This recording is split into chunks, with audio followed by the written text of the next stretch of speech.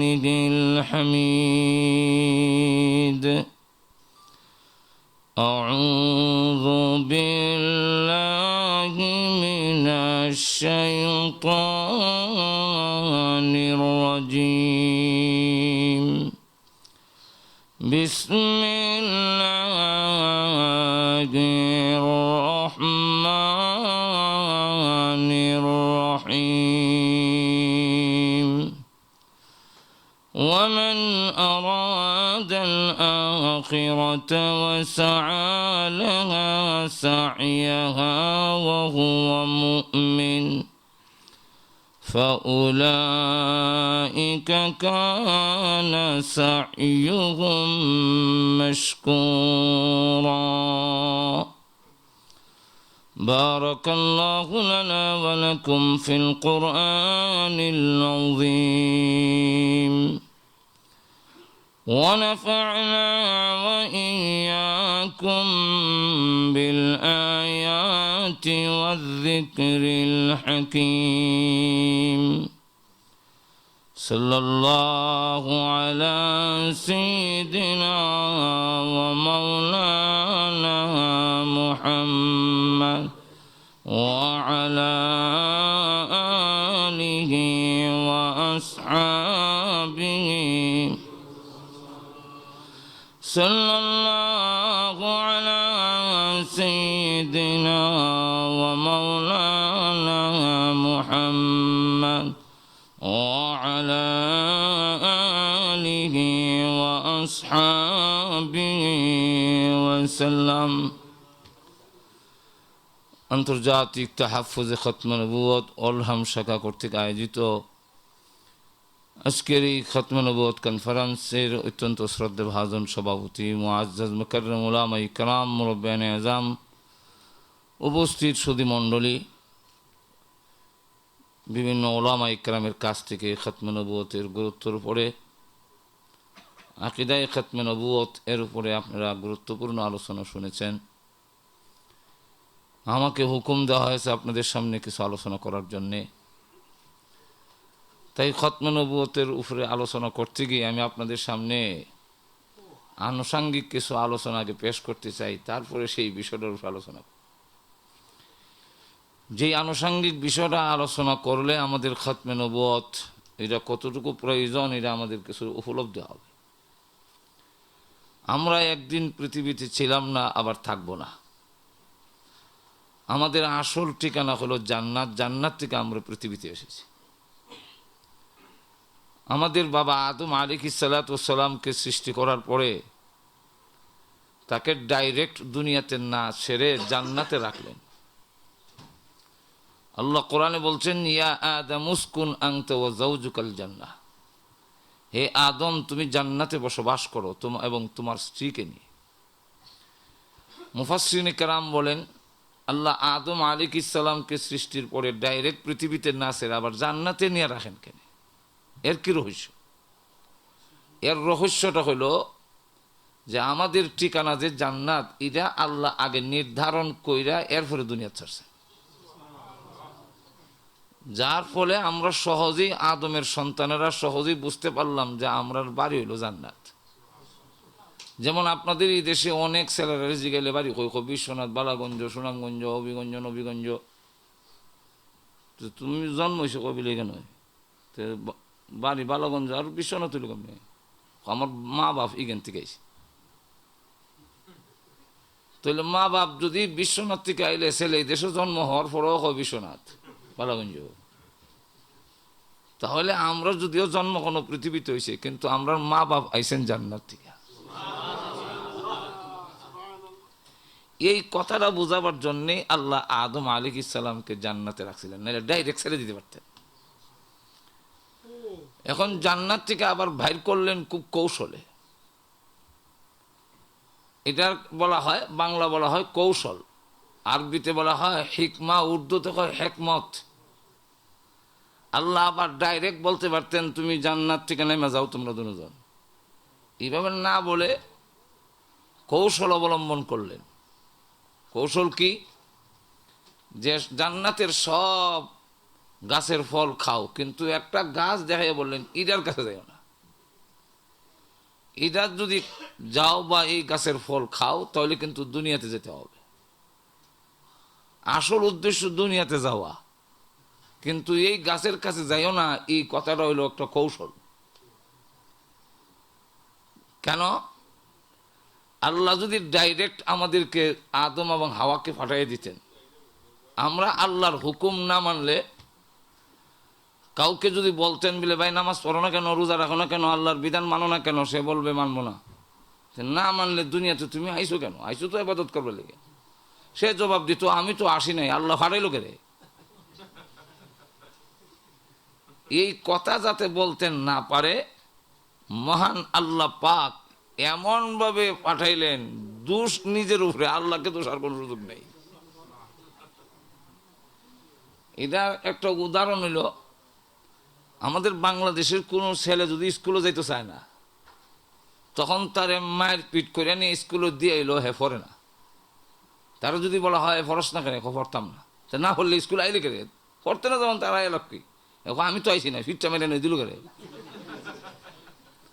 তাই একটা কৌশল অবলম্বন করলেন আব্বা, ঘরের সব জিনিস ধরতে খাইতে কাছে যাইতে কোনো নিষেধাজ্ঞা নাই, একটা লাল বিস্কিটের প্যাকেট রেখা করলেন, ইটা খাইও না, যদি খাও তাহলে স্কুলে যাও না, খাইও না, এটা হইলো আসল। আর স্কুলে যাওয়ান লাগবো, এটাই হলো আসল কাম।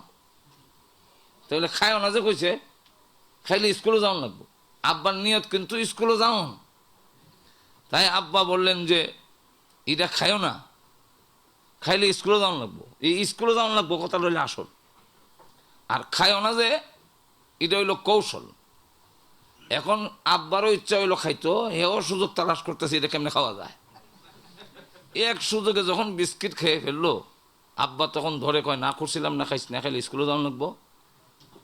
এখন হ্যাঁ আর না করতে পারে না, দেখবেন স্কুলে যায়। এখন যে সে স্কুলে যাইতেছে আব্বার সাফে না তার দোষে, আপনার কি মনে করে? আব্বার সাফে যেতেছে না হের দোষে যেতেছে, না করছিল বিস্কুট খাইতো না, খাইছে কে। তা আমরা যে দুনিয়াতে আইছি আল্লাহর সাফে না আমরার দোষে, একটু ধরে ক আমরার দোষ কিতে, আল্লাহ না করছে কোন খাই না, এটা খাইলে কেন। এটা হলো কৌশল। আদম আলাইহিস সালাম যাই হোক পৃথিবীতে পাঠাইলেন, কিন্তু লক্ষণীয় বিষয় হলো একই জান্নাত থেকে দুইজনকে নিক্ষেপ করলেন দুই জায়গায়। একজনকে ফালাইলেন ভারতের বর্তমান এই জায়গার নাম শ্রীলঙ্কা, আগে হয়তো সরেনদ্বীপ। আর আরেকজনকে ফালাইলেন জিদ্দা, টার্গেট হলো মক্কা। তাহলে মক্কাটা আসাটা হলো টার্গেট, এখানে আসতে হবে, এই জায়গায় আসতে হবে। মক্কা, জাবালে রহমত, আরাফাত, এই জায়গায় আসতে হবে। এখন লক্ষ্য করে দেখেন একটা বিষয়, যে আদম আলাইহিস সালামকে শ্রীলঙ্কায় ফেলাইলেন, টার্গেট হলো মক্কা যেতে হবে। শ্রীলঙ্কার থেকে মক্কা পর্যন্ত আসতে গেলে 7 সমুদ্র 13 নদী ঠেললে হারিয়াও। আর যিনি মহিলা হাওয়া, ওনাকে পাঠাইলেন জিদ্দা, টার্গেট হলো মক্কা। জিদ্দার থেকে মক্কা আইতে গেলে 7 সমুদ্র দূরের কথা, কোনো খাল হই নাই মাঝখানে। এখানের বিষয়টা লক্ষ্য করে দেখেন, আল্লাহ পারতেন আদম এবং হাওয়াকে দুজনকে শ্রীলঙ্কায় ছেড়ে দিতে, এই পার্থক্য করে পাঠাইলেন কেন? এতে বোঝা যায় সৃষ্টিগতভাবে জন্মগতভাবে আল্লাহ দুর্বল হওয়ার কারণে পুরুষের তুলনায় নারীর পক্ষে।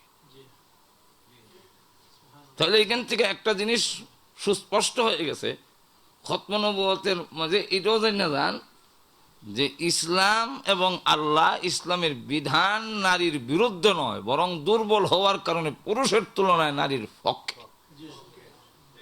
সুতরাং যারা হয় এই কথা বলে যে ইসলাম নারীরে ঠকাইছে, এটি আরেক লম্পট।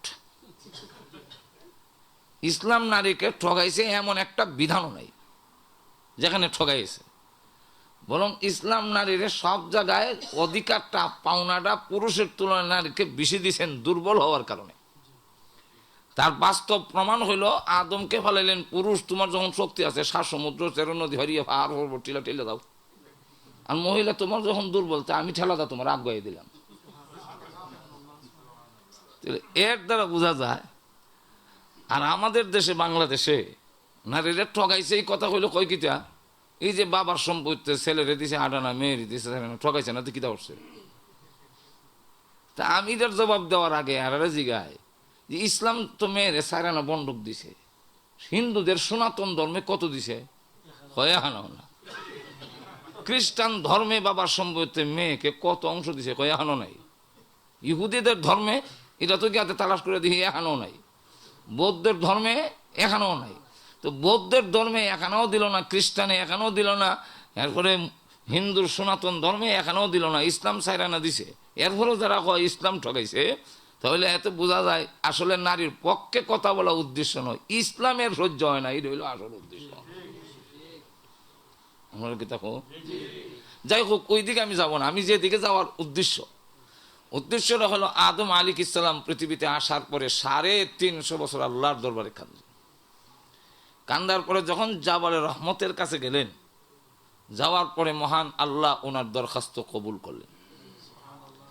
কবুল করার পরে বললেন যে এখন যদি আবার এই পৃথিবীর থেকে তুমি এবং তোমার আওলাদ জান্নাতে আবার আসতে হয়, যদি চাও, তাহলে পৃথিবীর এমন জায়গায় গেছো যেখানে যাওয়ার পরে জান্নাতে কেউ বুদ্ধির দ্বারা তার মাল ধন সম্পদের মারা জান্নাতে আসতে পারবে না।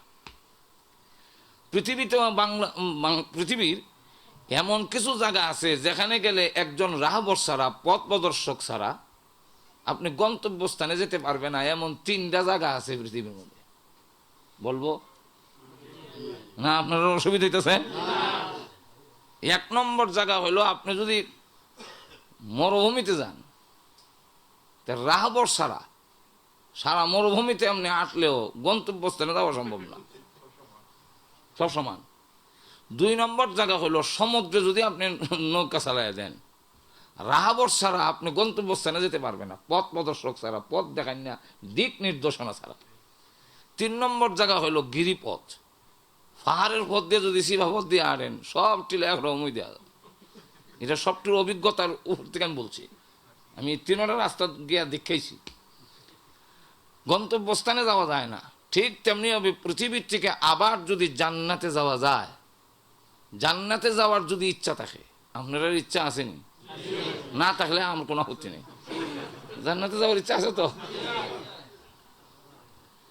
জান্নাতে যাওয়ার যদি ইচ্ছা থাকে, সেই জান্নাতে যাইতে হইলে রাহবর ছাড়া, পথ প্রদর্শক ছাড়া, পথ দেখান না ছাড়া জান্নাতে পৌঁছা যাবে না। কেউ বুদ্ধির বলে যে আমি বুদ্ধি খাটাইয়া জান্নাতে যাবো, এটা সম্ভব নয়। জান্নাতে যাইতে হলে একজন রাহবর লাগবে, পথ প্রদর্শক লাগবে। আর আমরা জান্নাত থেকে আইছি, এখন পৃথিবীর ইংল্যান্ড, আমেরিকা, বাংলাদেশ সব ঘুরে যদি আবার জান্নাতে গিয়ে পৌঁছে যেতে পারেন, তবে আপনি আমার জীবন সফল। এই কথা কি আমার না আল্লাহ? আল্লাহ কোরআনে বলছেন, فمن زحزح عن النار وأدخل الجنة فقد فاز। আল্লাহ রাব্বুল আলামিন বলেন যে যেই ব্যক্তি নাকি জাহান্নামের আগুন থেকে রেহাই পায়া জান্নাত পর্যন্ত গিয়ে পৌঁছতে পারবে, সেই হইল সফল, সাকসেসফুল, কামিয়াব। কারণ সে আবার জান্নাতে গিয়া পৌঁছে গেছে। আর যদি জান্নাতে পৌঁছতে না পারি, তাহলে আমাদের জীবন সফল নয়, বরং আমার জীবন ব্যর্থ। আপনারা কি কন, সফল না ব্যর্থ? আল্লাহ আয়াতের শেষের অংশে কি বলেন? ওয়ামাল হায়াতুদ দুনিয়া ইল্লা মাতাউল গুরুর। আল্লাহ বলেন দুনিয়ার যত ভোগ বিলাসের সামান আছে, সকল সামান সব হলো দুকা। তাহলে আমি যদি জান্নাতে যেতে না পারি আর দুনিয়ার বুক বিলাসের সামানার পিছনে পড়ে যাই, তাহলে আমি দুকার জালের মধ্যে আটকা পড়ে গেলাম। যেরকম ঠিক কিনা? আপনার অসুবিধা হইতেছে নি? অসুবিধা হলে তো আমি শেষ করে নিতাম। তাহলে এবার বলেন দুকার জালে, তাহলে আপনারা বলতে পারেন বুক বিলাসের সামান সবগুলো দুকা, এটা কিভাবে? আমরা তো বুঝি না। এর একটা এক্সাম্পল দিই। ঢাকা টু সিলেট যাইতে গেলে বা সিলেট থেকে ঢাকা যাইতে গেলে আমরা ব্রাহ্মণবাড়িয়ার বিশ্বরোডের মোড় হইয়া যাইতে হয়, একটা মোড় আছে। তো এখানে আমি একদিন নামছি, নামার পরে দেখি বোলের মধ্যে মধুর শাক আর মৌমাছি উঠতেছে। ফিসে দিয়ে আরেক বেটা টানতেছে, এই বেটা জানি তুই ভাঙ্গা বেচতে না, কিন্তু আমার গরু বেমারি রে ভাই, এক বেটা তুই গা শাক ভাঙ্গা মধু দিক কেন তোর ফিসে টানি, আমি টানলাম হইলে হেও করলাম এর সাথে লগের বাটফাটটা, কথা বুঝছেন না? মৌ শাক আছে, মৌ মাছি উঠতেছে, এর পরেও নিচে যেটা আছে এটা মধু না, চিনির শিরা, কথা বুঝছেন? এখন আমি আপনাকে কিভাবে বুঝাবো? এখন আপনি মধু কিনে ফেলবেন, আমি বললাম ভাই কিনেন না, এটা মধু না, দুখা। আপনি আমার বললেন মৌমাছি উঠতেছে, আমি দুখা ফোন কেটে, মৌমাছির বাসাটা বেড়ে হিট করে রাখছে, আরেক বেটাতে টানতেছে। মৌমাছি দেখার পরেও যেমন এই মধু মধু না, মৌচাক দেখার পরেও যেমন এইটা মধু নয়, আরেকজন টানতেছে এর পরেও যেমন এটা মধু না। দুনিয়ার দালান কোটা ধন সম্পদ আর যা কিছু দেখো সব দেখার পরেও আসল নয়, সব দুঃখ। সেই দুঃখার জালে যদি আটকাবারে যাও তাহলে জীবন সফল নয়, তোমার জীবন বিফল। তাই আল্লাহ রাব্বুল আলামিন তার পবিত্র কোরআন শরীফে বলেন, فمن تبع هداي فلا خوف عليهم ولا هم يحزنون। হে আদম আলাইহিস সালাম, তুমি তোমার সন্তান, তোমার আওলাদ অথবা যেই জাতি গোষ্ঠী, ফামান তাবিআ হুদায়া, আমার পক্ষ থেকে এখন জান্নাতে আসতে হলে, জান্নাতে এমনি আসা যাবে না, জান্নাতে যদি আবার আসতে হয় আমার পক্ষ থেকে হুদা যাবে। তাই আল্লাহ এর আগের অংশে বলেন, فَإِمَّا يَأْتِيَنَّكُم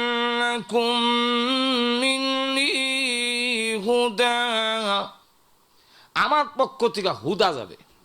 হুদার অর্থ হইল, উর্দুতে হয় রাহবার, বাংলা হয় পথ প্রদর্শক। আপনারা ইংলিশে কিতাব আপনারই ভালো জানেন, আমার পথ দেখাইন না। আল্লাহ পাক বলেন যে আমার পক্ষ থেকে পথ প্রদর্শক, পথ দেখাইন না, কোন পথে জান্নাতে যাওয়া যায়, তোমার আসল বাড়িতে যেতে পারবে, সেই পথটি দেখানোর জন্য আমার পক্ষ থেকে আমি হুদা আর রাহবর পথ প্রদর্শক পাঠাইমু।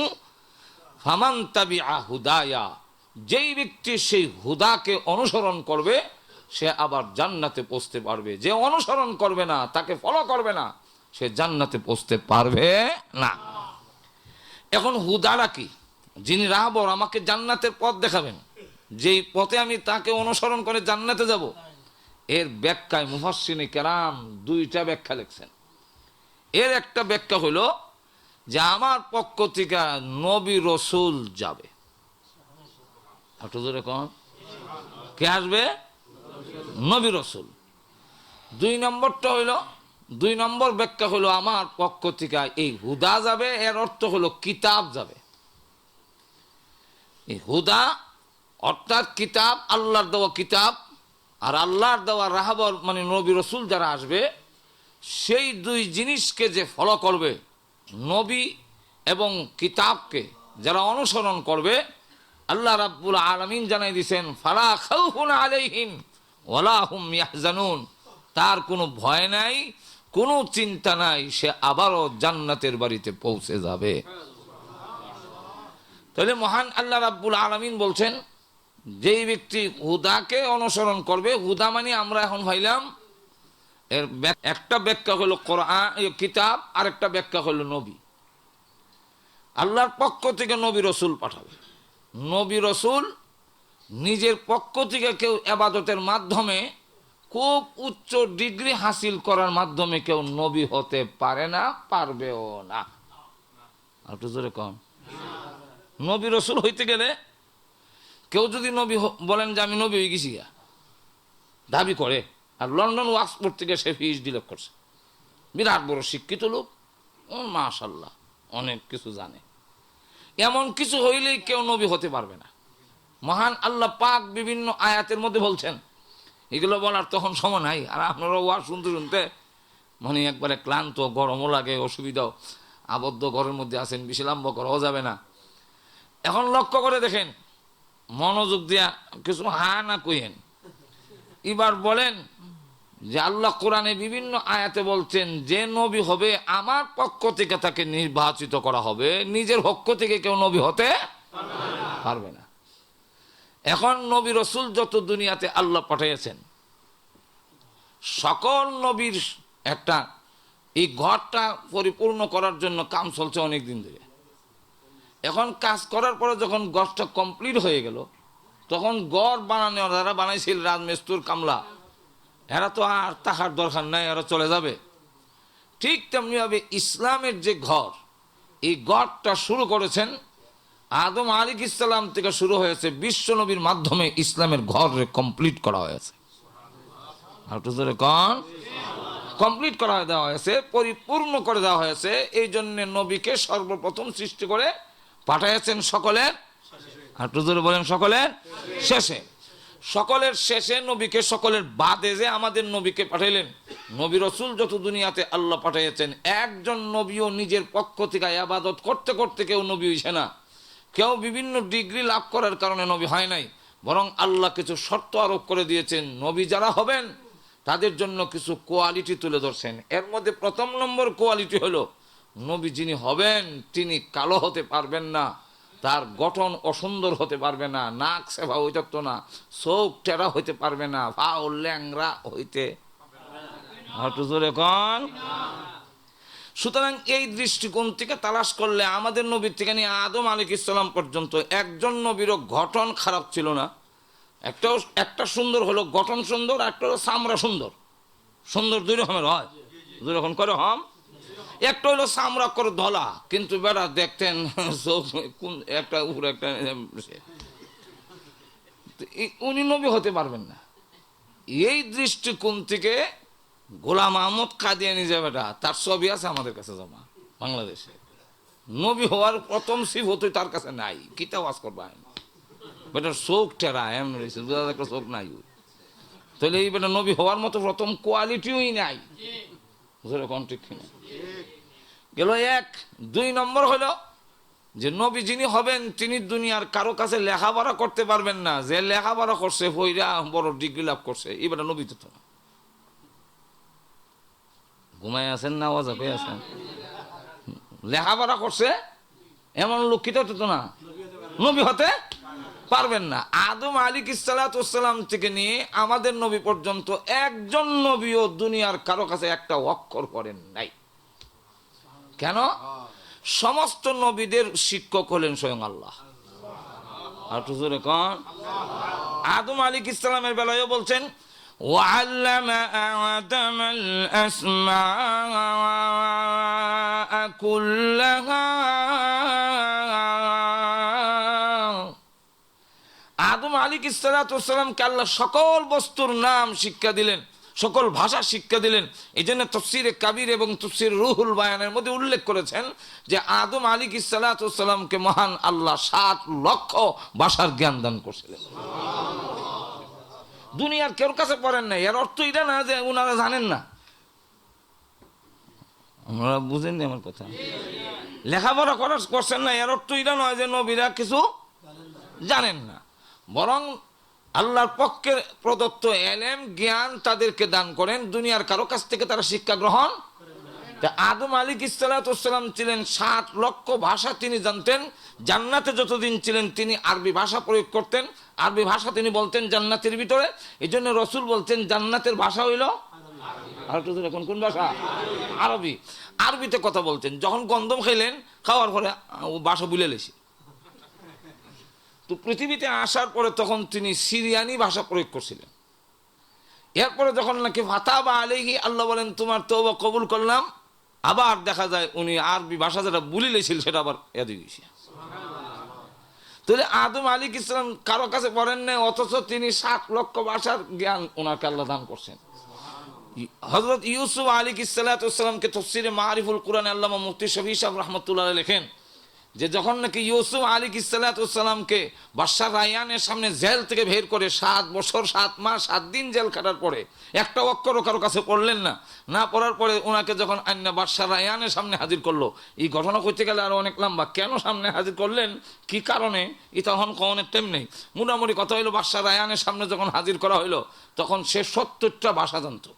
70 ভাষায় কথা বললো, ইউসুফ আলাইহিস সালাম সে যে ভাষায় কথা বলে সেই ভাষায় জবাব দেয়। 70 যখন শেষ হয়ে গেল তখন ইউসুফ আলাইহিস সালাম 71 নম্বর ভাষা আরবিতে বক্তৃতা শুরু করলেন। এবার আমি আর জানি না, 70 শেষ, ইউসুফ আলাইহিস সালাম আমার শুরু। এখন দেখা গেল জিজ্ঞাসা করেন আপনি ভাষা পাইলেন কইটা? তো আমি পাইছি না, বলে এটা আমার দাদার ভাইয়ের ভাষা। আমার দাদা হলো ইসহাক আলাইহিস সালাম আর ওনার ভাই ছিলেন ইসমাইল আলাইহিস সালাম, ওনার ভাষা আরবি। সুতরাং এটা আমরা পৈতৃক সম্পত্তি হয়ে বসি। যখন নাকি 72 নম্বর ভাষা ইব্রানি শুরু করলো তখন দেখা যায় ইব্রানি ভাষাও বুঝে না। জিজ্ঞাসা করে এটা কই পাইলেন? বলে এটা আমার পিতামহ ইব্রাহিম আলাইহিস সালামের ভাষা।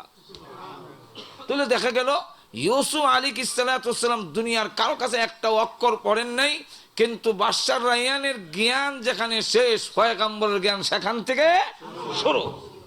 হযরত ঈসা আলাইহিস সালামকে ওনার মা নিয়ে দিল শিক্ষকের কাছে, আমার ছেলেটার একটু পড়াইয়া দেন। তো ঈসা আলাইহিস সালামের মা বলল, শিক্ষক বলল, ঈসা বলো আলিফ। প্রথম অক্ষর কোনটা? আলিফ। ঈসা আলাইহিস সালাম আপনি আমার পড়াইবেন? ছোট বাচ্চা, পড়াবেন আপনি আমাকে? বলে হ্যাঁ। তাহলে আগে ইন্টারভিউ নেই। ইন্টারভিউ কি? বলে সব অক্ষর ঘুমে এইভাবে লম্বা, এই আলিফটা খাড়া কেন? এটা আগে জানতে চাই। আলিফটা অন্য অক্ষরের সাথে মিল নেই, এটা আলাদা, একটা ডান্ডা খাড়া, এর কোনো নক্তা মুক্তা নাই কেন? আলিফ খালি বান নিছে কখন লাগে? আলিফ খালি না বান নিছে না, আলিফের নিচে 2 নক্তা আছে, 3 নক্তাও নাই কেন? একবারে এক ডান্ডা খাড়া সাইডে দা, তাও ওইটা এমনি খাড়া, কোন অক্ষর তো এইভাবে খাড়া নয়। এটা কি বুঝাইলেন? উস্তাদ বলে এই জাতীয় প্রশ্ন আমিও করছি না, আমারও কেউ করছে না। আলিফ আলিফ হই, এটার কোনো অর্থ নেই। আচ্ছা আমরাও হইলো, আমরা কি কমু? এখন ঈসা আলাইহিস সালাম বলেন, তাহলে আপনি আলিফের অর্থটা বলতে পারবেন না, কি বুঝাইছেন? তা আপনি আমার কেমন পড়াবেন? না এটা এমনি হরে না, এটার কোনো অর্থ নাই। উনি বলেন না বুঝছি আমি পড়ি না। বারবার যখন প্রশ্ন করে, তো দুর্বল শিক্ষকের নিয়ম হলো ছাত্রের প্রশ্নের জবাব দিতে না পারলে, এটা আমরা হরবার সময় দেখছি, উল্টা হয়, এই বেটা তুই কোথায় পারবি? ঈসা আলাইহিস সালামকে বলেন বারবার তুমি প্রশ্ন করো, তাহলে এবার বলো তুমি বলতে পারবে আলিফ দিয়ে কি বুঝাইছে? ঈসা আলাইহিস সালাম বলেন আমি একটা নয় অনেকটা পারবো। একটু জোরে কোন। এমনও দেখবেন আমাদের দেশের অনেক লোকেরা তো মনে করে যে আসলে মাদ্রাসার শিক্ষার মধ্যে তো কি আছে, আমরা কলেজ ভার্সিটি থেকে যা আছে তা নাই। কিন্তু মাদ্রাসার কাছে না এলে, মাদ্রাসা শিক্ষা না এলে এখনো বর্তমান বিজ্ঞানের যুগেও অনেক প্রশ্নের সমাধান দিতে পারবে না যেটা ইসলাম দিতে পারবে। একবার এক জায়গার মধ্যে খুব পণ্ডিতি মাত শুরু হইলো, আমার এক উস্তাদ কইল আপনারা যত পণ্ডিতি মাত বলতে শুরু করছেন, বোঝা যায় মারতে আপনার সাথে পারতাম না। আচ্ছা বলেন তো দেখি, হাঁসের ডিম রাত পারে আর মুরগের ডিম দিনও পারে এখানে?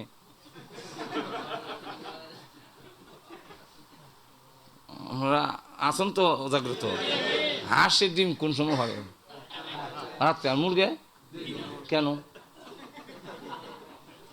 জান গিয়ে আপনারা ওয়াক করতে জিগায় পারবেন না সমাধান দিতে। যদি প্রশ্ন করা হয় ডিম, আপনার যত পৃথিবীর যত যত ভার্সিটি আছে, যদি বলা হয় বলো তো দেখি ডিম আগে না মুরগি আগে? কোনটা আগে?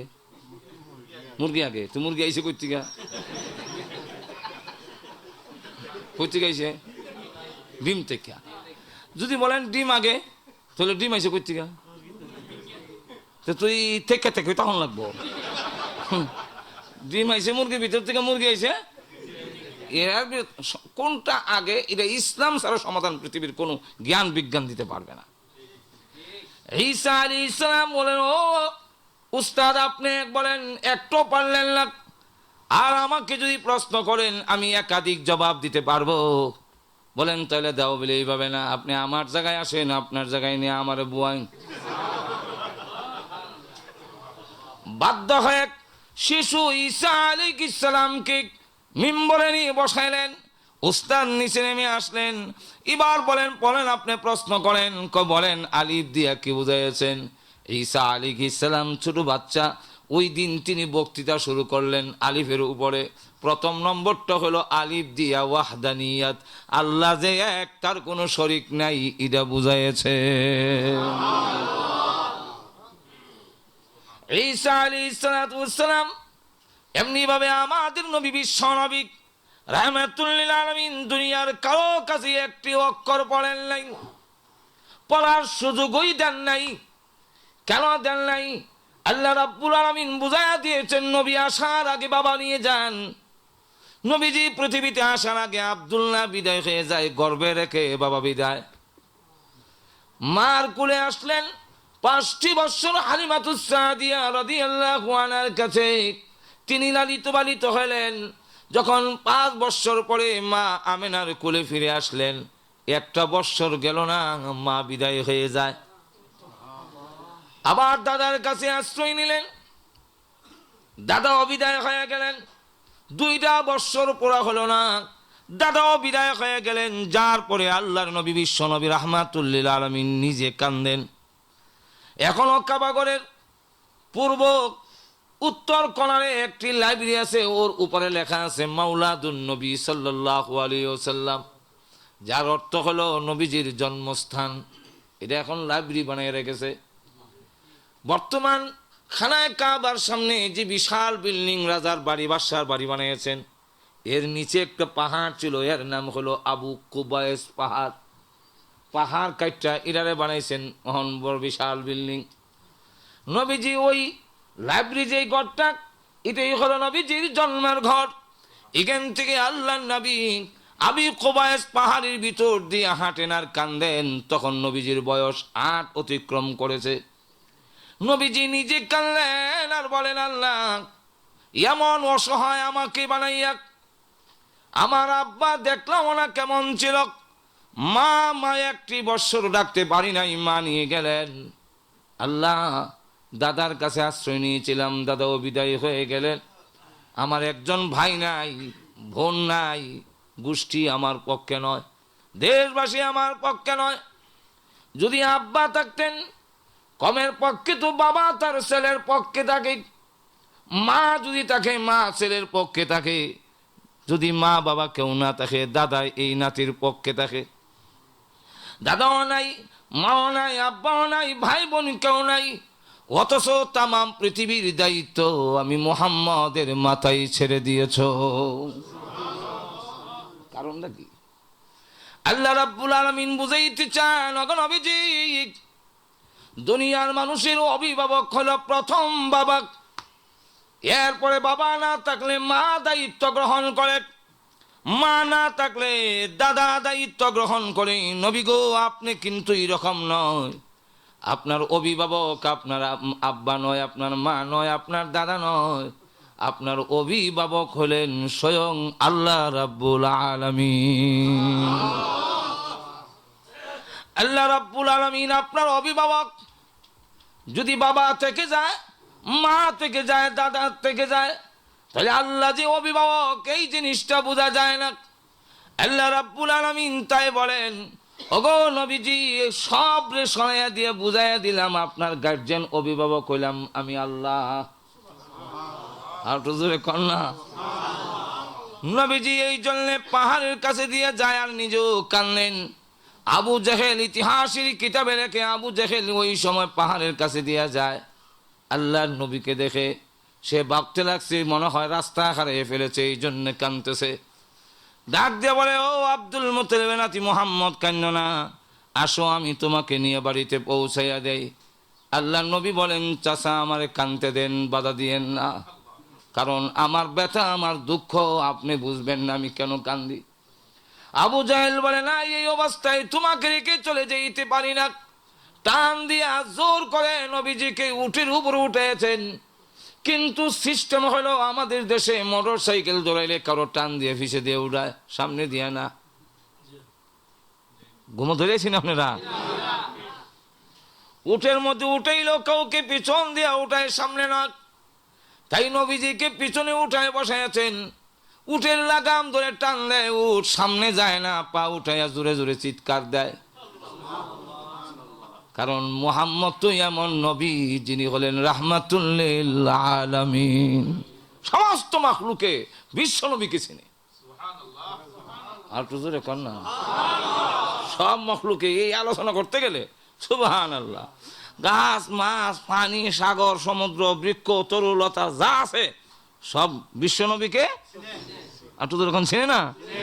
আজাইবুল খালায়েক নামক কিতাবে উল্লেখ করেছেন, নবীজি রাস্তা দিয়ে যাই এক ইহুদি সাপুরিয়া জিজ্ঞাসা করে মানান্তা, আপনি কে? রসুল বলেন আমি কে? আমি কইয়া লাভ নাই, তোর সাপটারে জিজ্ঞাসা কর, বলে দিবে আমি কে। ইহুদি সাপুরিয়া কয় আমার সাপ তো কথা বলে না, তাহলে কিভাবে বলবি? আল্লাহর নবী বলেন কথা যদি না বলে আমি বলবো, তুমি জিজ্ঞাসা করে দেখো। যেই মাত্র সাপকে জিজ্ঞাসা করলো তুমি কি ওনাকে চেনো? সাপ মাথা উঁচু করে জিহ্বা বের করে বলেন হুয়া মুহাম্মাদুর রাসূলুল্লাহ।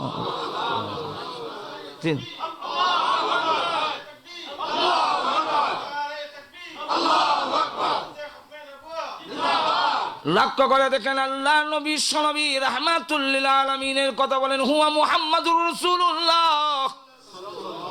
ইহুদি সাপুরিয়া জিজ্ঞাসা করেন আপনি আল্লাহর রাসূল? বলে হ্যাঁ। তাহলে আল্লাহকে আমার পরিচয় দেন, আল্লাহ চিনে না।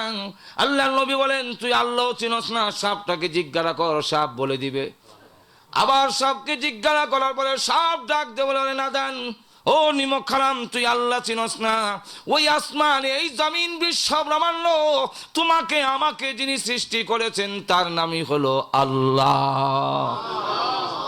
তার নাম আল্লাহ, আল্লাহ রাব্বুল আলামিন। ইহুদি সাপুরিয়া এখন আমার কালিমা পড়া অনেক ঘটনা, ওইদিকে গেলে আজকে সময় কোলানি সম্ভব না। উট ভেড়া ছাগল বকরি যা আছে, এক কাফের বকরিটা খালি করে একটা বাঘ আইসা একটা বকরির ঝাপটা মারে যখন ধরছে, সে লাঠি সুটা দিয়ে বাঘ রেবাড়িয়ে দৌড়াইছে। তখন বাঘ চলে যায় আর কয় আল্লাহ একটা বকরি আমার মুখ দিছিল, তুমি কাইরা নিলা, কামটা তো ভালো করছো না। তখন লোকটা আশ্চর্য হয়ে কয় যে তুমি বাঘ কথা বলো? সে আবার মাথা ঘুরায় কয় আশ্চর্য হইছ? এর থেকে বড় আশ্চর্য বিশ্ব নবী আইছে মানুষ না যে। আর তো জোরে কর না সুবহানাল্লাহ। বিশ্ব নবী এসেছেন তোমাদের মাঝে আর তাকে মানো না।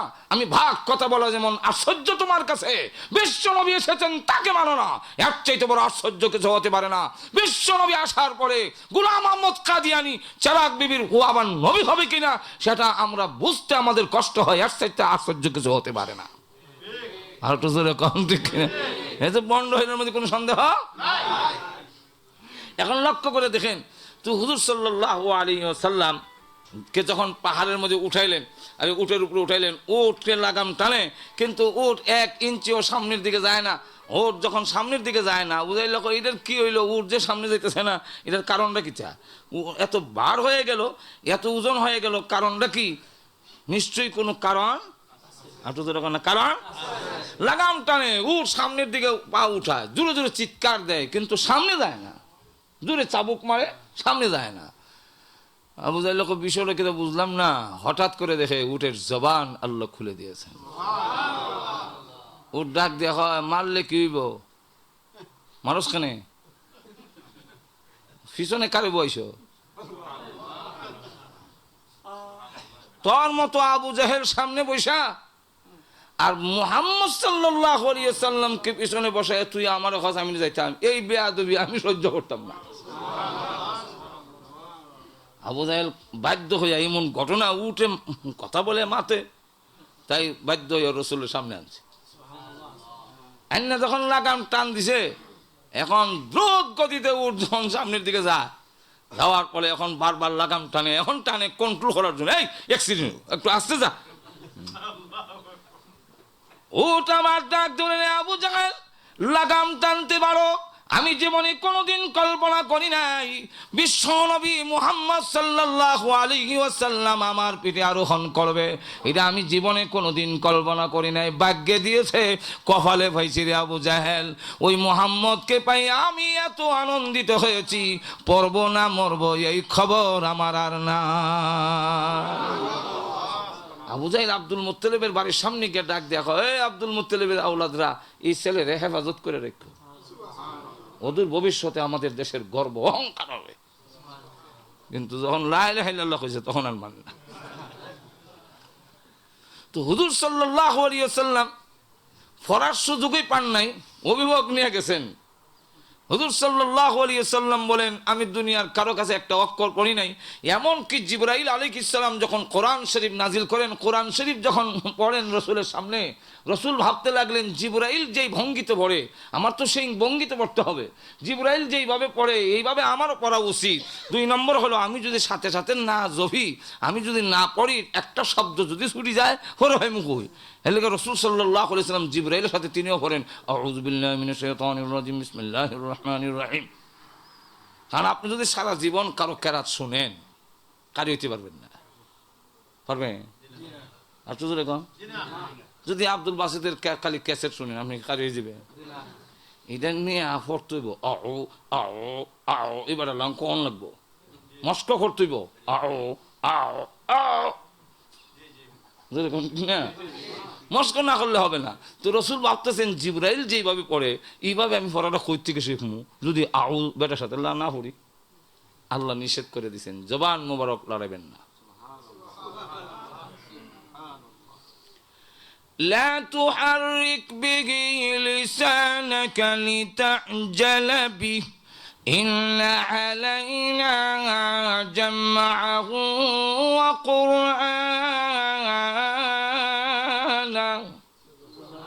হে রাসূল, আপনার জবান মোবারক তাড়াতাড়ি করার জন্য আপনি নাড়াবেন না।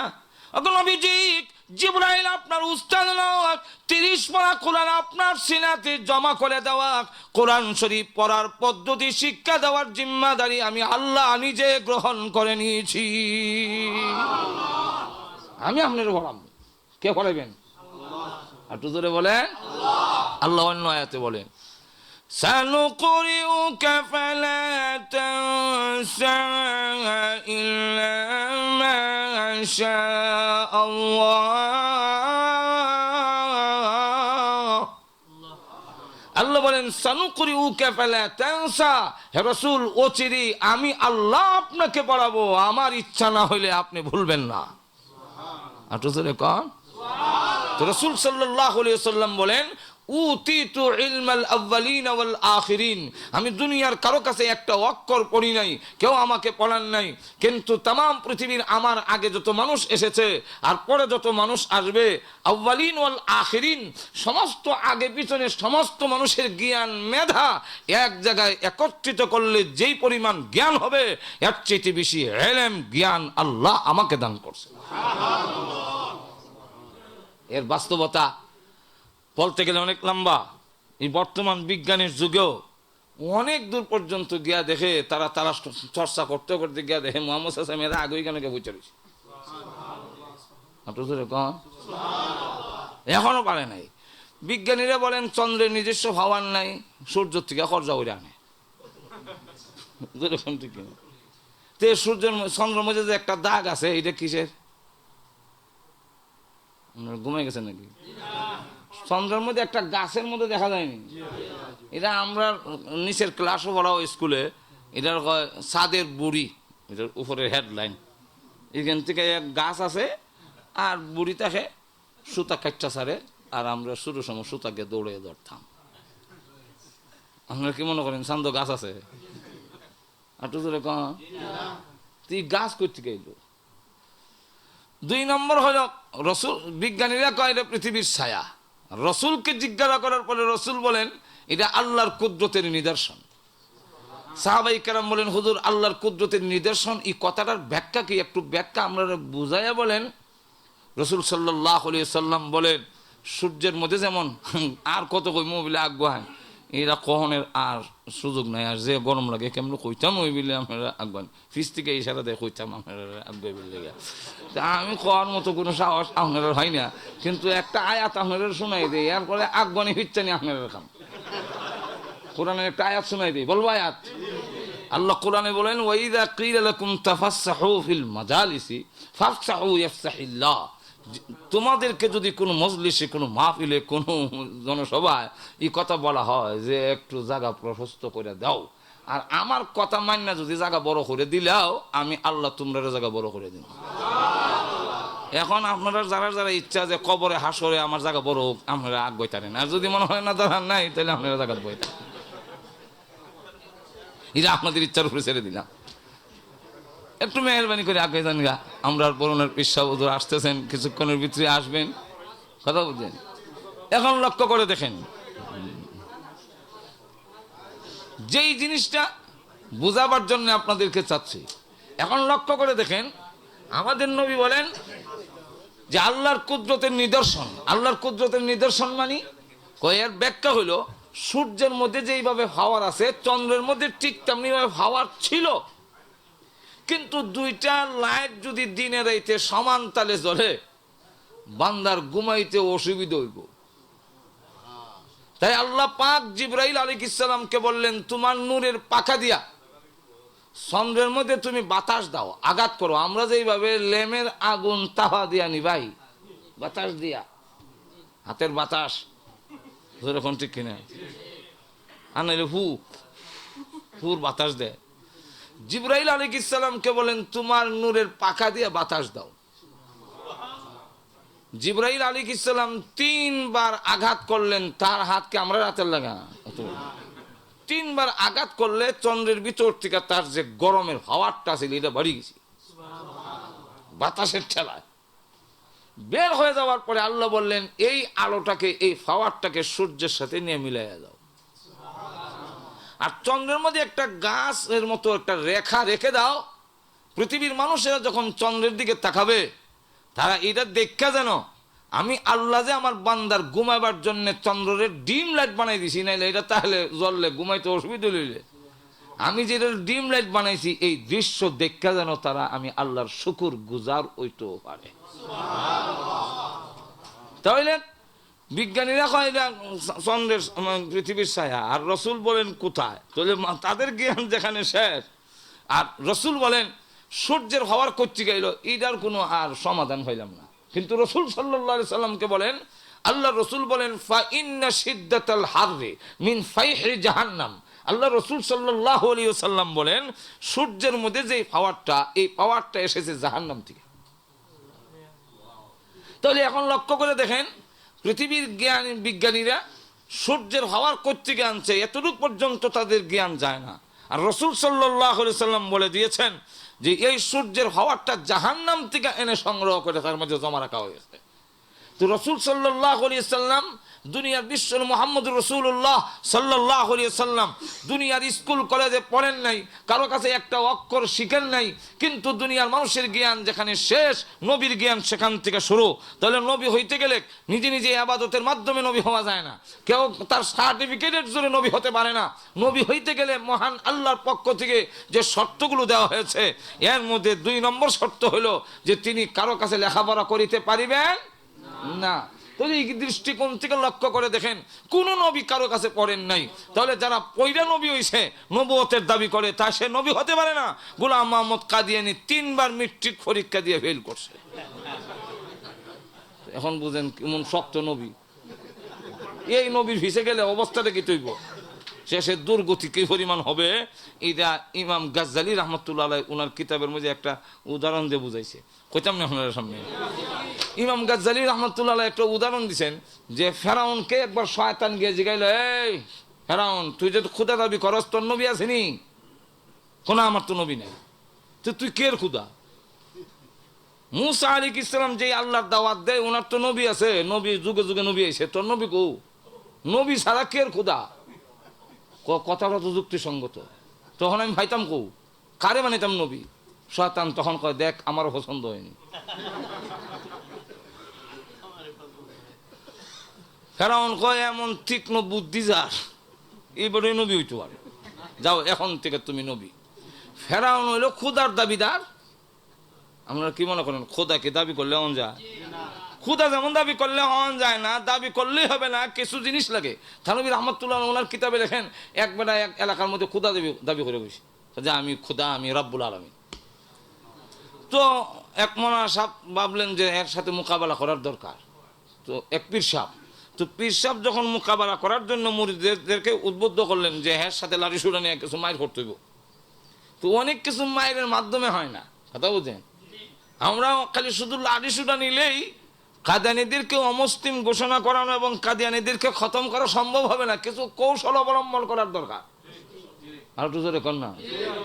তো মৌলানা সাহেব বলেন, হুজুর আপনি পীর সাহেব আপনার মুরিদকে নিয়ে যদি এইভাবে লাঠি সুটা লইয়া যান, এরও তো দু একজন থাকবো, তো এখানে সংঘর্ষ লাগবে না? আমারও যদি দায়িত্ব দিন, আমি এক পথের সাথে পারিনি, কোথাও যাও দিলাম। এমনি বেটা একটা ফসা গান্দা আর রুডি আর বাজি লইয়া এবারের সাথে দেখা করতে গেছে। গিয়া কয় সালাম দিয়া জিজ্ঞাসা করছে যে আপনি কে, আপনার পরিচয়? তো বেটা কয় আমি রব্বুল আলামিন। বলে বলে ও রব্বুল আলামিন। এমনি কয় আচ্ছা ঠিক আছে, আপনি রব্বুল আলামিন হয়েছেন, বড় ভালো হয়েছে, আমরা গিয়ে আরশো দেখা করতাম আসলাম, মোহন ফরশও লাগাল বইলেছি। আমাদের জন্য আর কোনো সমস্যা নাই, এখন থেকে সব সমস্যার সমাধান হয়ে যাবে, যেহেতু রাব্বুল আলামিন আরশ থেকে জমি ফরশ নেমে উঠছে, আর কোনো সমস্যা নাই, একটা জিনিসের সমাধান হয়ে যাবে, এটা বলবো পরে। কিন্তু আপনি যে আসলেন, আপনাকে তো আমরা আপনার অনুসারী হিসাবে, আপনি রাব্বুল আলামিন, সুতরাং আপনাকে তো আমরা কিছু হইলো আপ্যায়ন করতে হয়, তা আমি আপনার জন্য কিছু নাস্তা লয়ে এসলাম।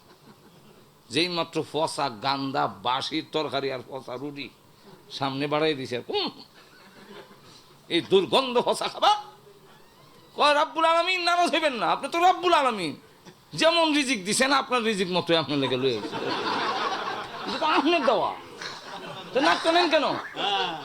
হুজুর এখন ঠিক কিনা? রাব্বুল আলামিন আমরা রিজিক দেয়, তা আমি যে নাস্তা রুটি লইন তো রাব্বুল আলামিনের দেওয়া, তা আপনি নাকটা নেন কেন? এরপরে করি লাগাল হয়েছে আজকা। এমন খাইছে ঠিক আছে, আমাদের উলামা ইকরামের মধ্যে এখানে বড় একটা দরবার বলে কি চা বলে কত ঈদ লইয়া কত মাসা লইয়া মাইর আছে আমার বুঝে, কাঠটা যে ঠিক কাঠটা ও ঠিক তো বুঝতাম পারি না। তো কোরআনের একটা আয়াত নিয়ে আমাদের সমাজের মধ্যে দুই দল দুই পার্টি দুই দিকে ব্যাখ্যা দুই রকম করে। আপনি রাব্বুল আলামিন যখন নেমে গেছেন গা, এখন তো আজকাল আর ফেতনা থাকবে না, এখন সমাধান হয়ে যাবে, জোরে কোন ঠিক কিনা? এখন তাহলে এই আয়াতের ব্যাখ্যাটা রাব্বুল আলামিন আপনি কি ব্যাখ্যা নাজিল করছেন আপনি কইয়া দিলেন। এমন সময়টা কয় কি, আমি একজন জাহেল মানুষ, আমি এগুলোর ব্যাখ্যা কিভাবে দেব? এমনি কয় আপনি যদি জাহেল লুকায়া থাকেন, আপনি কোরআনের ব্যাখ্যা দিতে পারেন না, তাহলে এতেই বোঝা গেল আপনি রাব্বুল আলামিন হতে পারেন না। আর তো জোরে কোন ঠিক কিনা? কেউ যেমন দাবি করলে খোদা হতে পারে না, ঠিক তেমনি হবে কেউ দাবি করলেও নবী হতে পারে না, এটা শয়তানের অনুসারী হতে পারে। আর তো জোরে কোন। তো ফেরাউন বানাইছে শয়তান রে হইল নবী, আর হে হইছে, তখন চিন্তা করেন কেমন খোদা আর কেমন পয়গাম্বর, জোরে কোন ঠিক কিনা? আরো জোরে। এখন লক্ষ্য করে দেখেন, এলাকার জনগণ আইছে বৃষ্টি দেন, আমরা তো ফসল চাষাবাদ করতে হবে, মেঘ না হইলে তো আল বাইতাম পারতাছি না। খোদা কয় ঠিক আছে, আমার পয়গাম্বরে জিগাইল। পয়গাম্বরে যখন জিগাইছে যে জনগণ তখন বৃষ্টি চায়, বৃষ্টি দিতে না পারলে তো খোদাগিরি থাকবে না, এখন কি করা যেতে পারে? শয়তান কয় এর জন্য কোনো চিন্তা করবেন না, এর দায়িত্ব আমার উপরে ছেড়ে দিন। ফেরাউন কয় আল্লাহ এত বিচ্ছি বিচ্ছি, আল্লাহ যে আছে এটা জানে, কিন্তু মানুষে আমার খোদা ডাকলে ভাল লাগে, এর বিলে ভালো লাগে। তো কয় আল্লাহ যেটা নিয়ে আমি বড় সমস্যা, এমন পয়গাম্বর পাইছি, বৃষ্টি লই আমার আর চিন্তা মাথা কামানি নাই। হ্যাঁ বস, তার যত অনুসারী, তার যত আওলাদ, তার যত সন্তান আছে সবটি দেখে বসে আজকে এই এলাকার উঠে পেশাব করে দিবে। গুড়ার পেশাব করলে, গাদার পেশাব করলে শা শা শব্দ হয়, আরো শয়তানের পেশাব শা শা শব্দ হইতেছে, সকলে গর্তিকা কয় বাপ রে বাপ জেমে গুইতেছে। ঘুমতে উঠছে বলে এখন দেখে পেশাবের মধ্যে দুর্গন্ধ, আরো তো শয়তানের পেশাব। দুই নম্বর হলো গাছ জ্বললে ফুইরা ওই তো কিটা যেতে আসলে হিতুমিরে সাপ। দেশের জনগণ আবার গেছে খোদা কি বৃষ্টি দিলেন যে ফসল জ্বললে শেষ, জ্বললে পুরা শেষ হয়ে যাচ্ছে, আর আপনি দিলেন কি বৃষ্টি, আর দুর্গন্ধ তো দুর্গন্ধ, এরকম দুর্গন্ধ তো রাব্বুল আলামিনের বৃষ্টির মধ্যে নাই। এটা তো আমার পয়গাম্বরের দায়িত্ব ছিল, তাই পয়গাম্বরের জিজ্ঞাসা করি, পয়গাম্বরের একটা জায়গায় কি বৃষ্টি দিলা, দুর্গন্ধ এবং ফসল জ্বললে শেষ। ফেরাউন এই সময় শয়তানে লাথি মারছে, লাথি মারে তোর মতো নাদান যেখানে খোদা, আর আমার মতো অভিশপ্ত যেখানে পয়গাম্বর, এখানে পেশাব যে ভাইছ কপালের গুণে ভাইছ, আল্লাহর রহমতের বৃষ্টি পাইবে কই? কম ঠিক কিনে গোলাম আহমদ কাদিয়ানিরে যারা বানাইছে মুশরিকরা, বানাইছে নবী, হেরার হালত কি আর তার নবুয়তের হালত কিটা, যেরকম ঠিক কিনা? এটা কই মনে পড়ে যে গোলাম আহমদ কাদিয়ানি কত নবী আইলো আর গেল, বেশি দিন থাকে না, কিন্তু ইরা অত অত খুঁড়ি অত জোর খেনে, অত শক্ত খেনে, এর পিছনে বিশাল এক শক্তি তারে সাপোর্ট করে। আর তো জোরে কান, যারা বানাইছে কেন বানাইছে এবং বানাইলো কেন বানাইলো, এই নবী কেন বানানো হয়? কত নবী তো আরো আইসে গেছে, কারো অস্তিত্ব নাই, কিন্তু সেরাক বিবির হুয়া গোলাম, মার নাম সেরাক বিবি, বাবার নাম গোলাম মুর্তজা, আর তার নাম গোলামে, আর গোলামে আহমদ, যেরকম ঠিক কিনা? তুই গোলাম আহমদ কাদিয়ানি সেরাক বিবির হুয়া, কুটির জোর অত শক্ত হেনে, আসলে সে নবী হয় নাই, মুসলমানের ইমান আমল ধ্বংস করার জন্য নবী বানানো হয়েছে। আর একটু জোরে কন, নবী বানানো হয়েছে, নবী হয়েছে না, নবী মানে কেন বানাইছে এটা পরে কম না, অসুবিধা হইতেছে আপনাদের? আর একটু জোরে বলেন। এখন লক্ষ্য করে দেখেন, খোদা যেমন দাবি করলে হওয়া যায় না, কিছু সিফত লাগে, নবীও দাবি করলে হওয়া যায় না, নবুয়তের কিছু সিফত লাগে। আর একটু জোরে কন।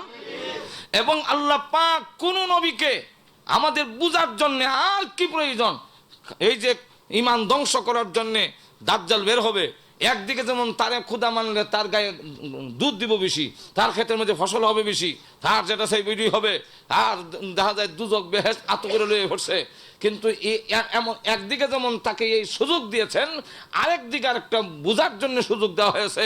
প্রত্যেকটা মানুষ যে জীবনে লেখাপড়া জানে না, যে আরবি অক্ষর আলিফ বা তা সাও জানে না, বুঝে না, এমন লোকও তার কপালে কাফের লেখাটা বুঝতে পারবে।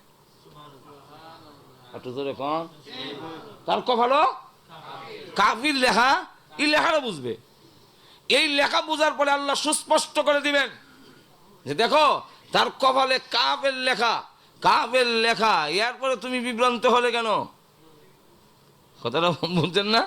তো একদিকে তার মাধ্যমে যেমন ইমান ধ্বংস করার জন্য সে আসবে, আবার ইমানদাররা বুঝার জন্যে, এই জন্য সত্যিকারের মুমিন ইমানদার যারা, তারা দেখার পরই বলবে তুই দাজ্জাল, তুই তোমাকে খোদা মানতে একটু ধরে কন কেন পারি না?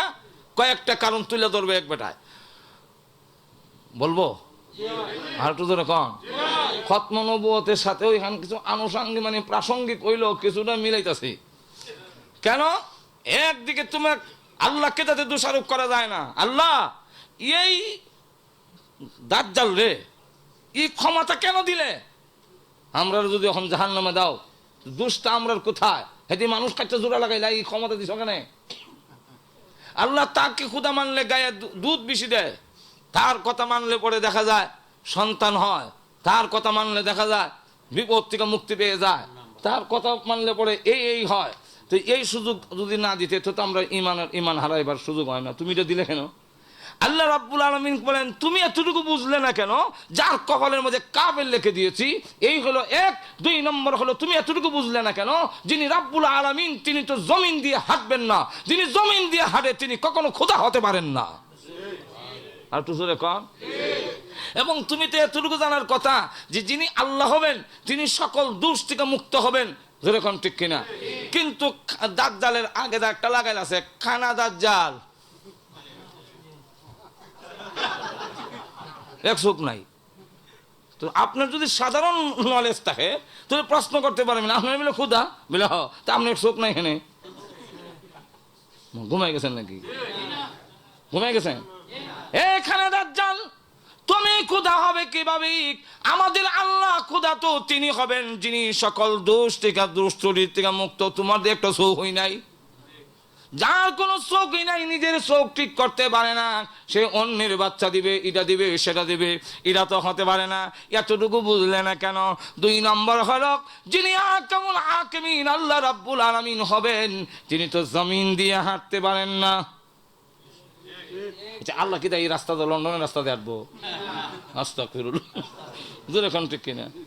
এরপরে আবার কাফের লেখা তুমি তো দেখেছো, পড়া লেখা জানো না, কিন্তু আমি আল্লাহ তোমাকে বোঝার জন্য দিয়েছি। হে কাফের, এর কথা মানিস না, সব সংকেত দিলাম, তারপরে তাকে কেন খোদা মানলে? খোদা দাবি করলে যেমন দাবি করলেই হয় না, তার গুণ থাকতে হয়। ঠিক তেমনি ভাবে গোলাম আহমদ কাদিয়ানি, সে যে ভণ্ড, তোমরা বললে না কেন? আর তো জোরে কম। হে মুসলমান এবং মুসলমানের সন্তানেরা, বুঝার জন্য তো সবগুলো সুস্পষ্ট। যিনি নবী হবেন তার দেখের মধ্যে কোনো দোষ থাকে না, যিনি নবী হবেন তার গঠনের মধ্যে কোনো বেশ কম থাকে না, যিনি নবী হবেন তিনি কারো কাছে লেখাপড়া করান নাই, আমি আল্লাহ করাই নাই, এটা বললে না কেন?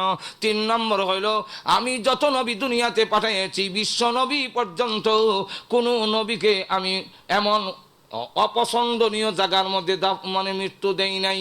পয়গম্বরের মৃত্যু যেখানে হয় সেখানেই তাকে দাফন করতে হয়। এই হাদিসের উপর ভিত্তি করে আল্লাহ নবী, বিশ্ব নবী রাহমাতুল লিল আলামিন, ওনাকে যেখানে দাফন করা হয়েছে এটা হলো মা আয়েশা রাদিয়াল্লাহু আনহার ঘর। কারো ঘরে লাশ দাফন করার তো বিধান ইসলামে নাই। আপনি মরলে কি আপনার ঘরে খবর দিব? একটু জোরে কন।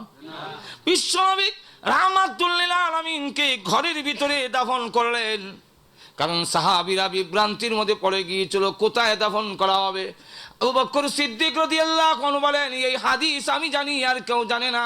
আবু বকর সিদ্দিক রাদিয়াল্লাহু আনহু বলেন, আমি কইলাম সেটা জানি। এই হাদিস কি হাদিস?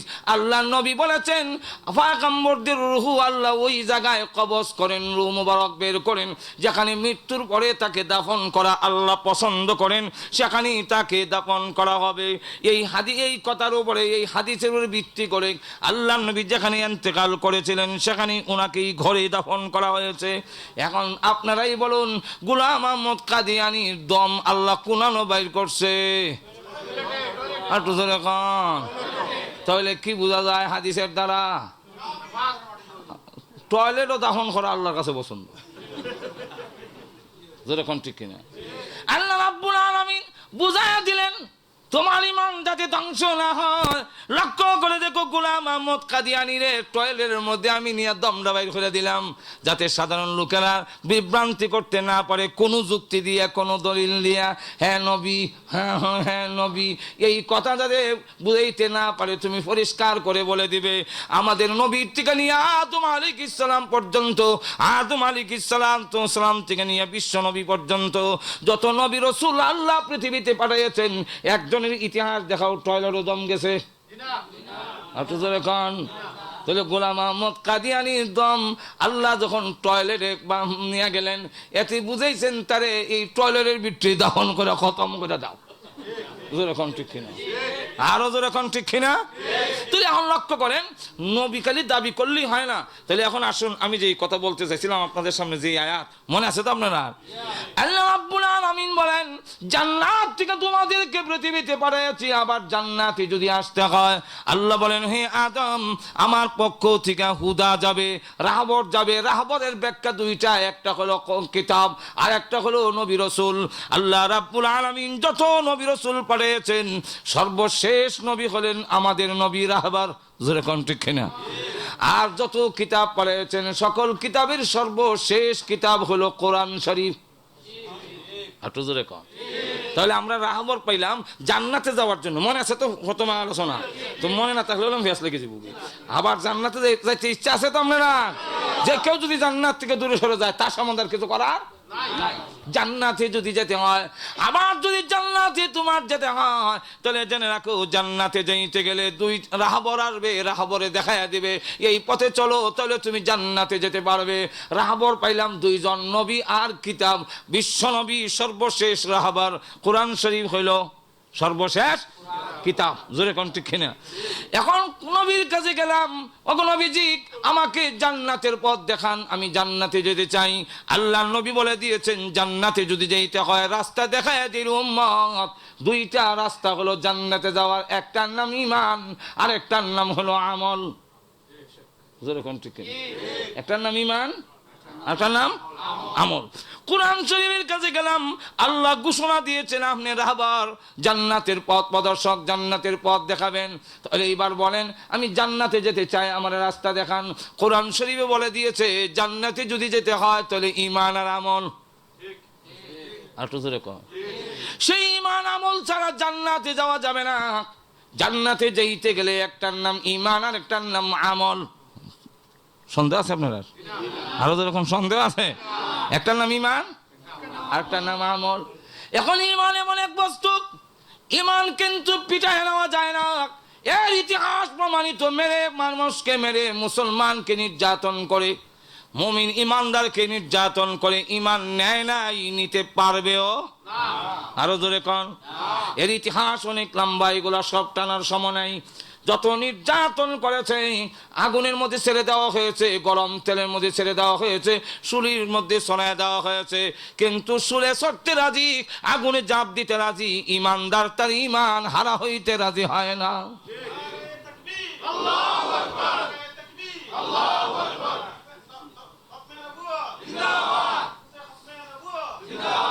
ভাই আমার লক্ষ্য করে দেখুন, নির্যাতনের স্টেম চালায় ঈমান নিতে পারে নাই, বরং যত ঈমান নেওয়ার জন্য চাপ দেওয়া হয়, ঈমানদারের স্পিরিট আরো বাড়ে না কমে? আরো জোরে কম। হযরত ওমর রাদিয়াল্লাহু আনহু তার বোনকে যখন তাপ্পর দিয়েছিলেন, চট দিয়েছিলেন, শর্ট তাপ্পর খাইয়া আমরা দেশের সুট ডাকাইতে ধরে নিয়ে ফিটলে, সুট ডাকাইত আর করতাম না। অসুবিধা হইতেছে আপনারা? শেষ করলাম, কারণ কইলিতাম না আপনার সামনে। আর থাপ্পড় যখন দিছে, আমরা দেশের সুট ডাকাইতে ধরে নিয়ে ফিটলে এ চুরি করবো, কিন্তু ইয়ার পরে আর করতাম না, মজুর এখন ঠিক কিনা। কিন্তু আমার যদি আল্লাহ কোনো তোমাকে তাপ্পড় দিলেন, কোয়ার তো কথা ভাই আমার ওনার জীবন কইতাম না লা ইলাহা ইল্লাল্লাহ, কিন্তু যখন তাপ্পড় দিয়েছে তার স্পিরিট আরো বেড়ে গেছে। ডাক দিয়ে বলে, ওমর তুমি যেমন খাত্তাবের ছেলে, আমি খাত্তাবের মেয়ে, এতক্ষণ তাপ্পড় দিয়েছো, আসল কথা বলি নাই, এখন আসল কথা হয়ে ফেলে। আমরা সত্য ধর্ম গ্রহণ করেছি, শুধু তাপ্পড় কেন, আমাদের জীবন যদি চলেও যায় এক মুহূর্তের জন্য ঈমান হারা হব না।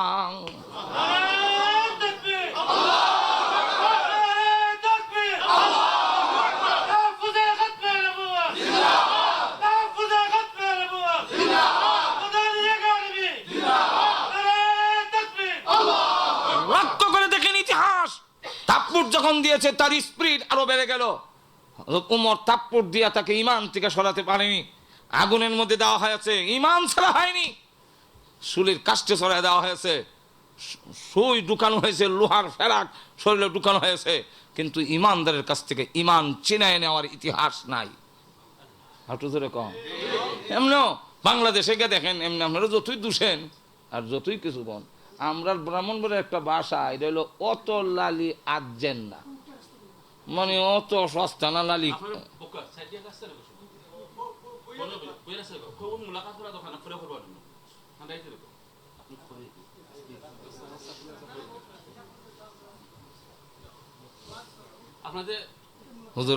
হুজুরের রাস্তা দেন, হুজুরের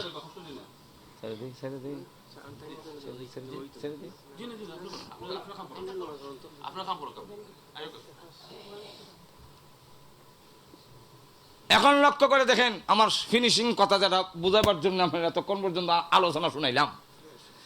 আমরা দেশে যতই আপনারা এখান থেকে বলেন যে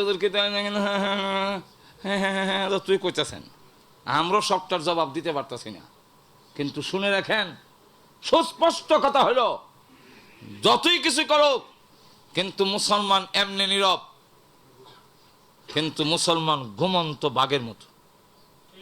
চিড়িয়াখানা গেছে, একবার বাঘ দেখতো, গিয়া দেখে লোহার ভিঞ্জিরের ভিতরে বাঘ বইয়া বইয়া দর্শনার্থীরা দেখে। একবার শুনছি বাঘ নাকি মানুষ দেখলে তর্জন গর্জন করে, এটা দিয়ে ছাগল শুনতে দি মাতে না, আতো আসিল একটা ছাতি, ইদা দিয়ে গুতা, বাঘা গুমাই দিছি, ভাল লাগে না না, আবার গুতা দেশ, যেই মাত্র গুতা দিছে এমনি হাঁক করে যেমনি উঠছে, এখন জুতার সাথে ফেলে উঠতে দিছে দৌ। এখন ঠিক কিনা? ঠিক তেমনি ভাবে বাংলাদেশে এখনো লক্ষ কোটি তৌহিদি জনতা মুসলমান আছে, ইমানের উপর যদি আঘাত আসে এমনি ঘুমান্ত দেখা যায়, কিন্তু কোরআনের উপর যদি আঘাত আসে, নবীর উপর যদি আঘাত আসে, লক্ষ কোটি তৌহিদি জনতা শহীদ হইতে প্রস্তুত আছে। ইসলাম নিয়ে ছিনিমিনি খেলতে দেওয়া হবে না।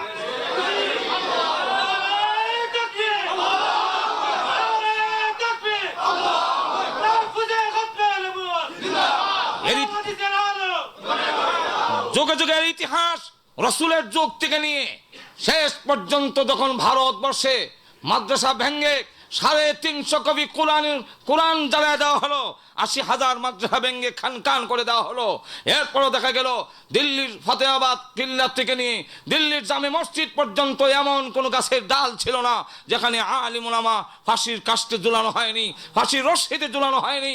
মাত্র কয়েক বছরের ভিতরে 40,000 মুসলমানকে জবাই করার পরেও যখন দেখে মুসলমান মরতে রাজি হয়, ইমান হারা হতে রাজি হয় না, তখনই ষড়যন্ত্রের মাধ্যমে মুসলমানের ইমানকে ধ্বংস করার জন্যই গোলাম মোহাম্মদ কাদিয়ানি ভণ্ডকে দাঁড় করানো হয়েছিল। যেরকম ঠিক কিনা?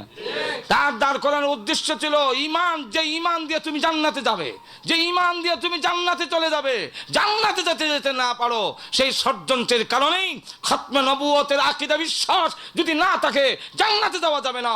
বিশ্ব নবীকে যদি শেষ নবী না মানা হয় জান্নাতে যাওয়া যাবে না। সুতরাং জান্নাতে যদি ফিরে যেতে হয় অবশ্যই বিশ্ব নবীর প্রতি শেষ নবীর আকীদা বিশ্বাস থাকতে হবে। যেরকম ঠিক কিনা? সুতরাং আমরা এমনি যতই দেখেন, কিন্তু যতই বদনাম করেন, কিন্তু আলহামদুলিল্লাহ আমি তো বহুত জায়গায় ঘোষণা দিই মাহফিল, মরিয়ার তাহিয়ার যাই, কেউ তা হোক আর না তা হোক, আমি একলা আছি। ঘুমাই গেছেন আপনারা? যেহেতু বাংলাদেশে হয়তো ইমান নিয়ে থাকবো, আর না হয় ইমান যদি না থাকে তা আমিও তা লাভ নাই। আর তো যেরকম ঠিক কিনা?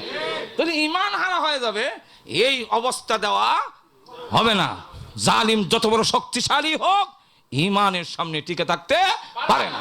সুতরাং ওরা চিন্তা করে দেখছে যে আমাদের দেশে ইমান নির্যাতন করে নেওয়া যেত না, এর লেগে কৌশলে কয়েকটা কৌশল, এর মধ্যে একটা কৌশল নাম হলো খতমে নবুয়তের আকীদার উপরে হামলা। আর একটু জোরে কন। আর আরো বিভিন্ন সূরত আছে, যেমন বিভিন্ন জায়গায় মাজার করছে। আল্লাহর ওলিরার প্রতি আমাদের কোনো কটাক্ষ করার অধিকার নাই। আল্লাহর ওলিরা যারা, তাদের বিরুদ্ধে কথা বলার সাহস আমার নাই। শাহজালাল মুজাররদি আমনি তো বড় ওলি, এর মধ্যে কোনো সন্দেহ নাই। আব্দুল কাদের জিলানী ওলি, এর মধ্যে কোনো সন্দেহ নাই। কিন্তু শয়তান কৌশলে দেখছে যে মায়েরা তো নাও যেত না, তাহলে কৌশলে নিতেইব। বলে কেমনে? বলে বাবার দরবারে গিয়া বেটা কইবে, কিতা কইতাম, ঘুমাই গেছেন না কেলে? বাবার দরবারে গিয়া কবি মাজার দেখাইয়া দেখাইয়া আউয়ালে আখেরে তুমি জাহেরে বাতেনে, তুমি কেউ বলে মোস্তফা, তুমি কেউ বলে হবু খোদা। ইমান রয়েছে না গেছে? ফিটটা মাইরা নিছে না কৌশলে নিছে? আউয়ালে বাবা হুজুরে শরীফ খুনে নূরে করে তারি, কেউ বলে মদিনা শরীফ, কেউ বলে খানায়ে খোদা। রয়েছে না? ইমান গেছে? ফিটটা মাইরা নিছে না কৌশলে নিছে? তুমি খোদা তুমি রসুল, তুমি খোদা তুমি রসুল, তুমি ভান্ডারি বাবা, লাইন সারা চলে না রেলগাড়ি। ইমান রয়েছে না গেছে? তুমি খোদাও, তুমি রসুলও, তুমি ভান্ডারিও। এটা কি ফিটটা মেরে নিছে না কৌশলে নিছে? আর তো জোরে কন। আরেকটা কয়, আল্লাহর দন রসুলে দিয়া গেলেন আল্লাহ গাই বইয়া। হ্যাঁ, ইমানের অর্ধেক শেষ। রসুলের দল খাজারে দিয়া গেলেন রসুল হকি রইয়া, আর বাকি অর্ধেক শেষ।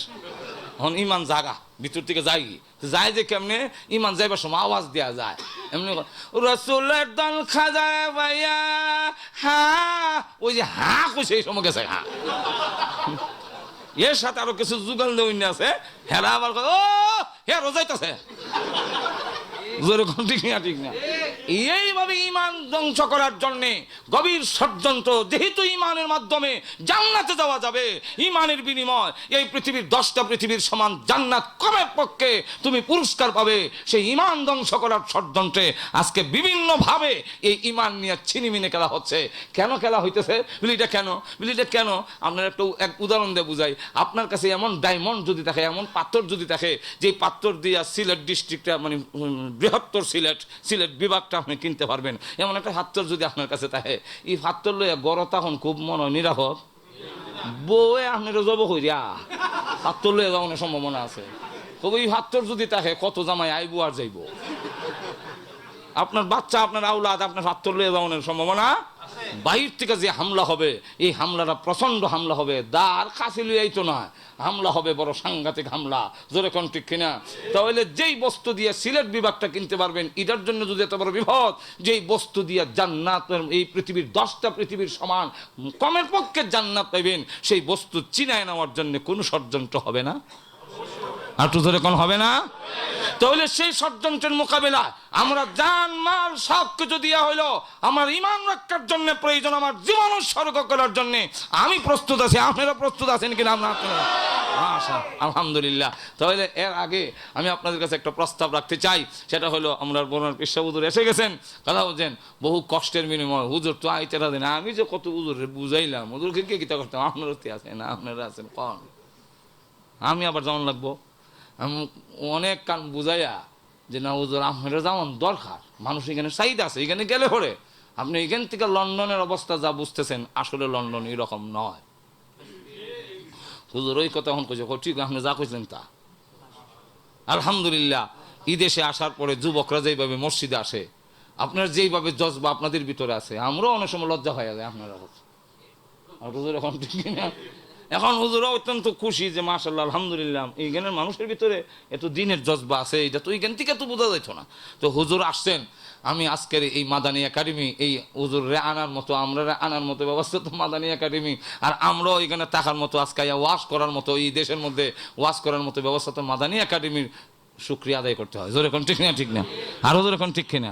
এই সেন্টার যদি থাকে, এই মসজিদ যদি থাকে, এইখানে যদি নামাজ থাকে, কোরআন শিক্ষা থাকে, তালিম থাকে, তাহলে অবশ্যই আমাদের ঈমান সহজে কেড়ে নিতে পারবে না।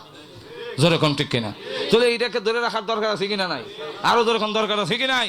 তাহলে এই সেন্টারকে ধরে রাখতে হলে খতম নবুয়ত থাকবে, খতম নবুয়তকে ধরে রাখা যাবে, আলোচনা করা যাবে। এই প্রতিষ্ঠানও যদি না থাকে তা আলোচনা কই করবো? আসমানও যেরকম ঠিক কিনা? সুতরাং এরকে ধরে রাখার জন্য হ্যাঁ দায়িত্ব আমাদের উপরে। 50,000 পাউন্ড মাত্র, বেশি না, যে 50,000 পাউন্ড এটার জন্যে, এর জন্যে মানে এখনো খরচ রেন হয়ে গেছে, রেন হয়ে রয়েছে, কথা বলছেন? ও মানে এটা কাজ বাড়াবার জন্য এই যে দেখতেছেন কি কষ্ট হইতেছে। আরো ভবিষ্যতে আরো বুজুর্গানি দিন আসবে, তখন তো জায়গা হইতেছে না, আরো তো বড় করণ দরকার আছে না নাই? আরো যেরকম দরকার আছে কিনা? 50,000 পাউন্ডের একটা প্রস্তাব রাখা হইতেছে, এটা আমরা সকলে মিললে যদি করি তাহলে তো তেমন কোনো ব্যবহার না। ওয়াদা দিলাম। হযরত মালিক ইবনে দিনার গিয়া দেখে এক যুবক একটা বিল্ডিং বানাইতেছে, জিজ্ঞাসা করলো বিল্ডিং যে বানাইতেছো এটা তোমার কাছার কত বাকি রয়েছে? বলে এটার ফিনিশিং করতে গেলে আরো 1 লক্ষ দেরহাম লাগবে। মালিক ইবনে দিনার বলেন, তুমি যে সুন্দর যুবক, আমার বড় দরদ লাগতেছে, তুমি যদি আমারে 1 লক্ষ দেরহাম দিয়ে দাও, এর থেকে সুন্দর ঘর আমি তোমারে বানাই দেবো, যার একটা ইট হবে স্বর্ণ, একটা রূপ হয়, একটা মাঝখানে কংক্রিট হইল মুতি, মেশক জাফরানের আস্তর হইব, ফিনিশিং হইব, আর ডেকোরেশন সহ দিমু, বউ সহ দিমু। তুমি দিলাও 1 লক্ষ দেরহাম আমারে, আমার মানে আমি কি কাম করবো, আমার লেগে না। তখন যুবক বললো, দিতাম নি না দিতাম না, কিনতাম নি গড়, এটা পরে কমু কালকা সকালে। মালিক এমনি দিনার গে রায় আল্লাহ তোমরা কান্দাকাটি করলেন, আল্লাহ তার দিলটা তুমি ঘুরাই দাও, দিলের মালিক তো তুমি, আল্লাহ এই যুবকটা জান্নাতি হয়ে যাক। পরের দিন ফজর নামাজ পড়ে গেছে, সংক্ষেপে কই, ফজর নামাজ পড়ে গিয়ে যখন বইছে, গিয়া দেখে সিঁড়িত বই রয়েছে। ভাই তুমি তো কইসলা সকালে জানাইবা কিতা মতামত, বলে মতামত সিদ্ধান্ত নিছি আপনার এই বালাখানা কিনতাম, টেকা বেগও বড় লইয়া বই রয়েছি, আপনার দিতাম। বলে দিলাও, বলে এমনি না, কাগজও লেখেন। তো কাগজে লেখছে এই রঙের বিল্ডিং ডেকোরেশন সহ সবকিছু দেওয়া হবে, হ্যাঁ ইতি মালিক এমনি দিনার লেখা তারা দিছে, দিয়া 1 লক্ষ দেরহাম লইয়া উনি বের হয়ে গেছে। কার মেয়ে বিয়া দিতে পারে না, কেউ এতিম আছে অসহায়, তার সাহায্য সহযোগিতায় সব বিতরণ কইরা আল্লাহ তারে তুমি জান্নাতে ঘর বানাই দিও, এর বিনিময়ে আমি ঘর বানাই, জান্নাতের ঘর বানাই, জান্নাতের ঘর বানাই। এটা কইয়া 1 দেরহাম বেগে যখন রয়েছে তখনও ঘরে ঢুকছে না, যখন সব শেষ হইয়া থলি খালি হয়েছে তখন নিজের ঘরে ঢুকছে, 1 পর্যন্ত ঘরে ঢুকে নাই। 40 দিন গেল না, উনি ফজর নামাজ পড়তে গেছে মসজিদে, গিয়া দেখে মেম্বরের কাছে একটা কাগজ সরে রয়েছে। কাগজটা লয়ে হাতে দেখে যে আমি মালিক ইবনে দিনার অমুকের কাছ থেকে এই শর্তে আমি 1 লক্ষ দেরহাম আনলাম যে জান্নাতের বালাখানা হবে, হুর ও গিলমান থাকবে, ইতি মালিক ইবনে দিনার। এই কাগজটা হেরে দিলাম, ঠিক নাই লোক উল্লাইয়া দেখে আশ্চর্য